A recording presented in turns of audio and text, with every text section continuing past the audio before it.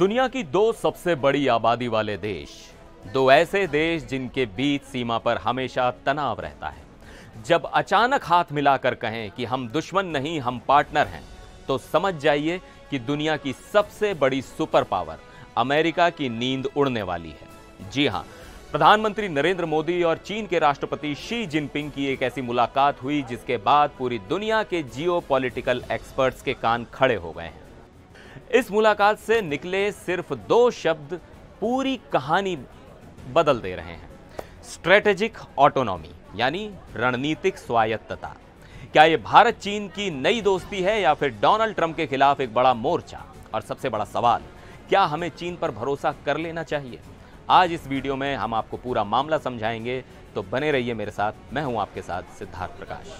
तो हुआ यह है कि SCO यानी शंघाई कोऑपरेशन ऑर्गेनाइजेशन की समिट के दौरान हमारे प्रधानमंत्री नरेंद्र मोदी और चीन के राष्ट्रपति शी जिनपिंग की एक द्विपक्षीय बातचीत हुई। और इस बातचीत में गौर करने वाली चीज है इस मुलाकात का टोन और टाइमिंग। पहला पॉइंट, राइवल नहीं पार्टनर। इस मीटिंग के बाद भारत के विदेश मंत्रालय ने जो बयान जारी किया उसकी सबसे बड़ी हेडलाइन यही है।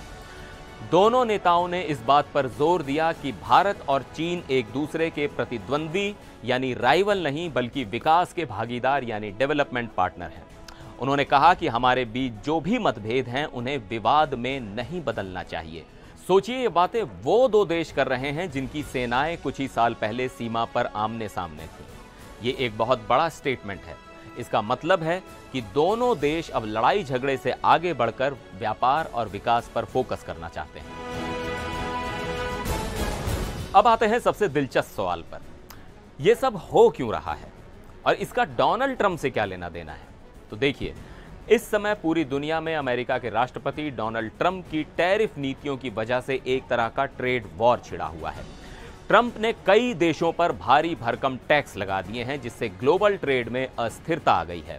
और यहीं पर मोदी जिनपिंग की मुलाकात का असली मतलब छिपा है। दोनों नेताओं ने कहा कि इस ग्लोबल अस्थिरता के बीच भारत और चीन जैसी बड़ी अर्थव्यवस्थाओं की जिम्मेदारी है कि वो मिलकर वर्ल्ड ट्रेड को स्थिर करें।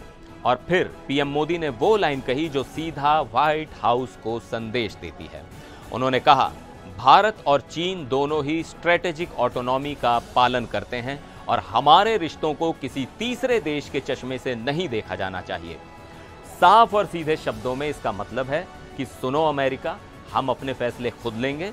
तुम कौन होते हो हमें यह बताने वाले कि हमें किसके साथ कैसे रिश्ते रखने हैं? यह भारत की विदेश नीति में एक बहुत बड़ा और आत्मविश्वास से भरा कदम है। मुझे पता है आपके मन में अब ये सवाल आ रहा होगा कि भाई ठीक है दोस्ती यारी तो, लेकिन उस सीमा विवाद का क्या जो सालों से चल रहा है? क्या वो सब भूल गए? तो नहीं, भूले नहीं हैं। यही इस मीटिंग की सबसे खास बात है। पीएम मोदी ने साफ साफ कहा कि द्विपक्षीय संबंधों के विकास के लिए सीमा पर शांति और स्थिरता सबसे जरूरी है। मीटिंग में इस बात पर संतोष जताया गया कि पिछले साल सेनाओं के बीच सक्सेसफुल डिसएंगेजमेंट हुआ था और तब से सीमा पर शांति बनी हुई है। दोनों नेताओं ने बाउंड्री के सवाल का एक निष्पक्ष, तर्कसंगत और पारस्परिक रूप से स्वीकार्य समाधान निकालने पर अपनी प्रतिबद्धता जताई है। इसका मतलब यह है कि दोनों देश फिलहाल सीमा विवाद को मैनेज करने पर राजी हो गए हैं। वो इसे इतना बड़ा नहीं बनने देना चाहते कि बाकी रिश्तों पर ताला लग जाए। ये एक प्रैक्टिकल अप्रोच है कि विवाद को साइड में रखकर जिन चीजों पर साथ आ सकते हैं उन पर आगे बढ़ो।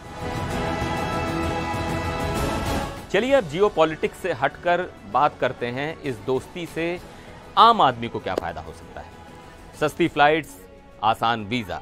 दोनों नेताओं ने लोगों के बीच रिश्ते मजबूत करने के लिए सीधी उड़ानें शुरू करने और वीजा नियमों को आसान बनाने पर बात की। मतलब भविष्य में चीन घूमना आसान और सस्ता हो सकता है। कैलाश मानसरोवर यात्रा। तो कैलाश मानसरोवर यात्रा का फिर से शुरू होना एक बहुत बड़ी खबर है जिस पर आगे भी काम जारी रहेगा। व्यापार बढ़ेगा। दोनों देशों के बीच व्यापार और निवेश बढ़ाने पर भी चर्चा हुई।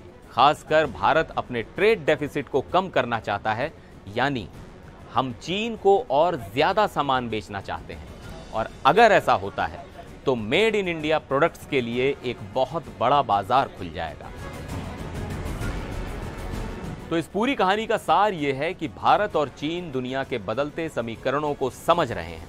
वो जानते हैं कि अगर एशिया को 21वीं सदी की महाशक्ति बनना है तो इन दो बड़े हाथियों को लड़ने के बजाय साथ चलना होगा। पीएम मोदी ने शी जिनपिंग को 2026 में भारत में होने वाले ब्रिक्स समिट का न्योता भी दिया है, जिसे जिनपिंग ने स्वीकार भी कर लिया है। ये एक नई शुरुआत हो सकती है, लेकिन रास्ता आसान नहीं है।